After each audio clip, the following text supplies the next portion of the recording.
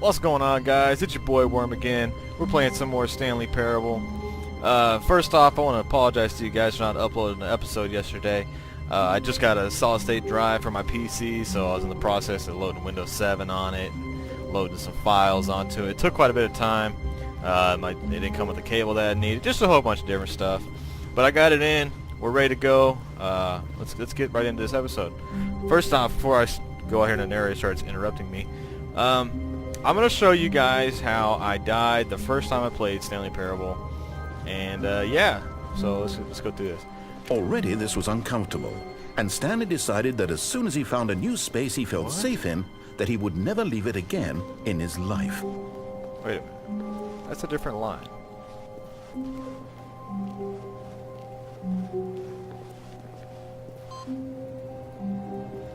I'm thoroughly confused, guys. That was a different line.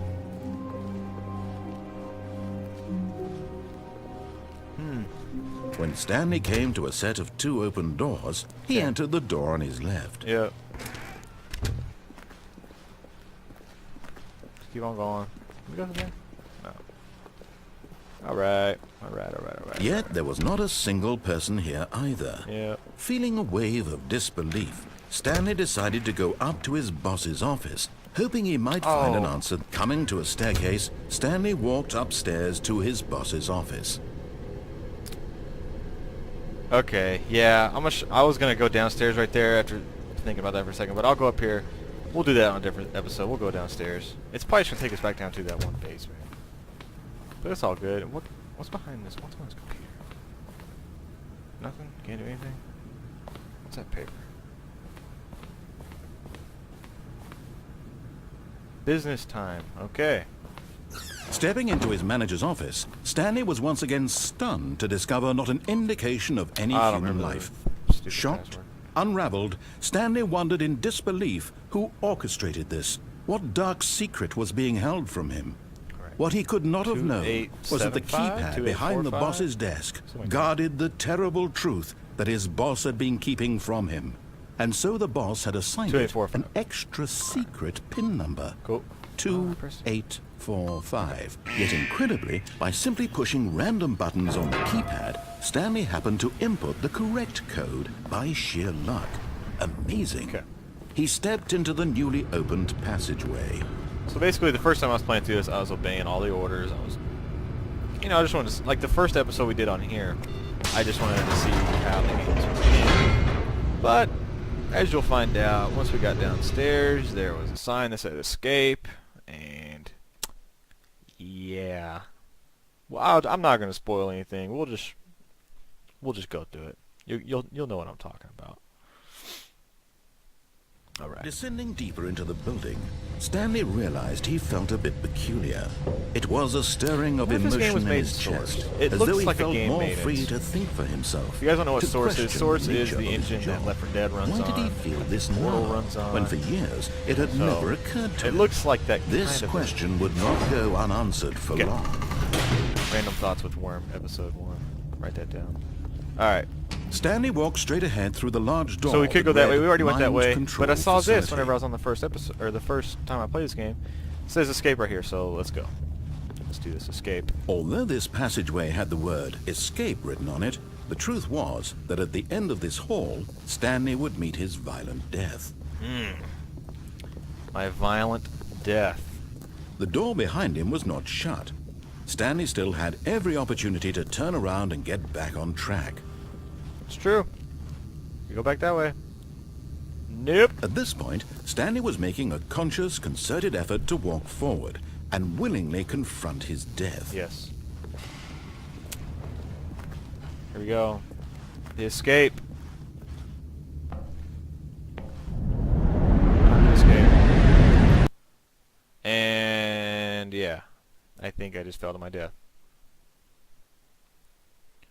Another loading screen. Oh god, ow. My ankles.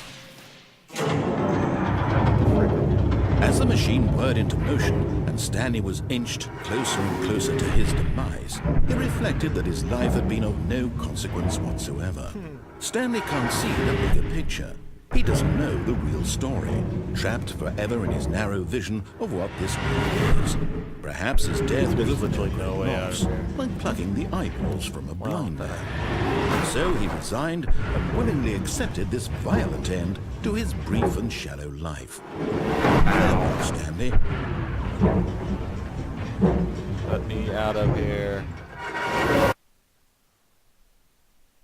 "Farewell, Stanley," cried the narrator, as Stanley was led helplessly into the enormous metal jaws. In a single visceral instant, Stanley was obliterated as the machine crushed every bone in his body, killing him instantly. Ouch. At least that's what you think. But I stopped time. And now I'm in a weird And room yet that it would says be Stanley just a few Parable. minutes before Stanley would restart the game, back in his office, as alive as ever. What exactly did the narrator think he was going to accomplish? We have a second narrator, guys. I actually forgot.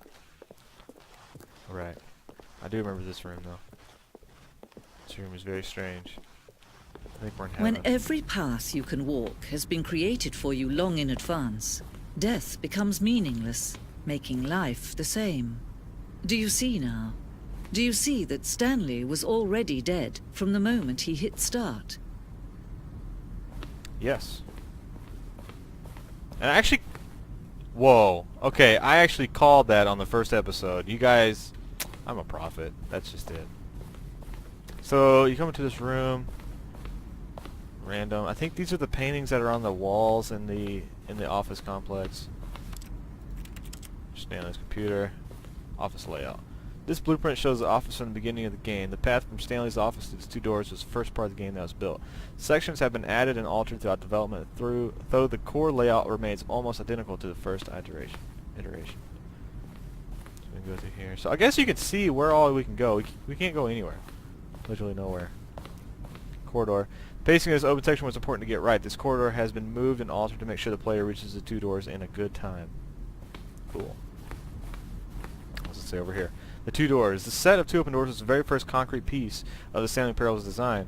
Once this room was created, the rest of the game emerged as an extension of it, an exploration of the contradictions room posed. Interesting. Oh, cabinets. So basically, I guess this is taking you behind the scenes of the development of the game, which is really cool. Office computers. Whoops. Can I turn back on? No? Solitaire. Let's turn them all off. Employee database. Oh, that one just came back on. Okay, whatever. Here's the doors. The office. I'm pretty sure we can't do anything here. Button sounds. A selection of the sounds used throughout the game when buttons are pressed. Each sound is a mix of a keyboard stroke and a synthesized tone. That's pretty cool. Credits. This is kind of cool, given credit where credit is due. Steam support. Written and designed by Davey Reedon and William Pooh. I apologize if I said that wrong. I'm pretty sure I did. Cool. Made using Source by Valve. I knew it was. I knew it. Okay, what's through here? I don't know if I went through here the other time I played through here. Boss's office. Screens from development. That's kind of cool. It's like, well, it's tripping my eyes out. What's through here? Okay, that just goes through there. Office clock. Cool. Oh wait, what's through here? I think I went this way the first time. Couches. Employee lounge. Underground. Creepy. Narration outtakes.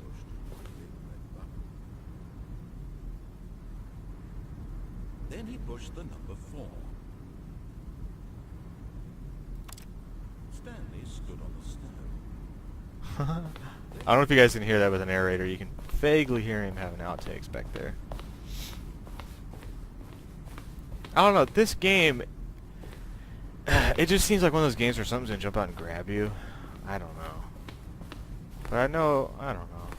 There's got to be something. This is the very first incarnation of the freedom ending in the game's alpha. Wow, it's come a long way, that's for sure. It's a bright window. Countdown desk. One of the desks from an early version of the countdown ending. I don't know the countdown ending. Freedom ending. Are these all the different endings? Countdown room. I think I can hear. Monitor room, elevator. What's through here? Wow, this place is huge. The game is now paused. For a long time, we had an ending that only ended when the player restarted from the escape menu. Unfortunately, very few players realize this is what they're supposed to do, which is frustrating for everyone. Oh. Well, maybe we should do that. Zending. The screenshot displays an earlier version of the ending known as the Zending, which is eventually cut and merged into the front. Interesting.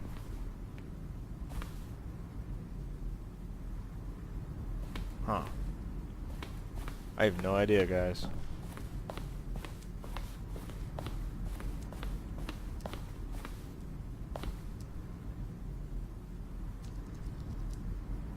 The heck is that noise, dudes?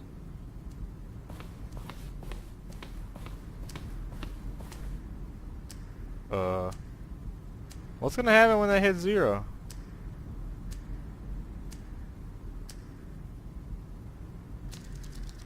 Okay. Oh, wrong way.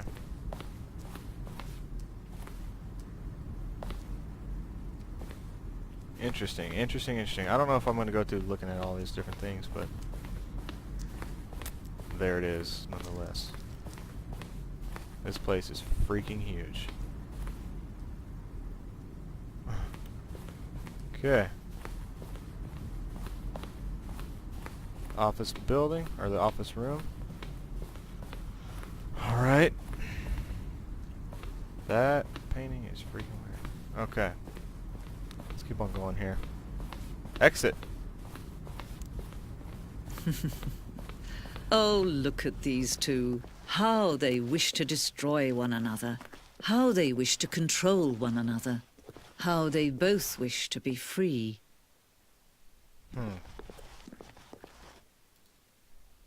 I just turned it off. Can you see? Can you see how much they need one another? No, perhaps not. Sometimes these things cannot be seen.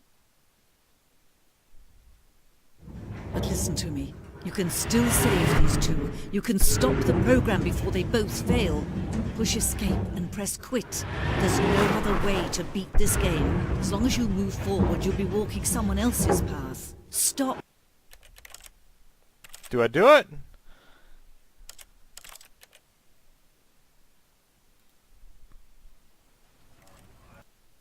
What just happened?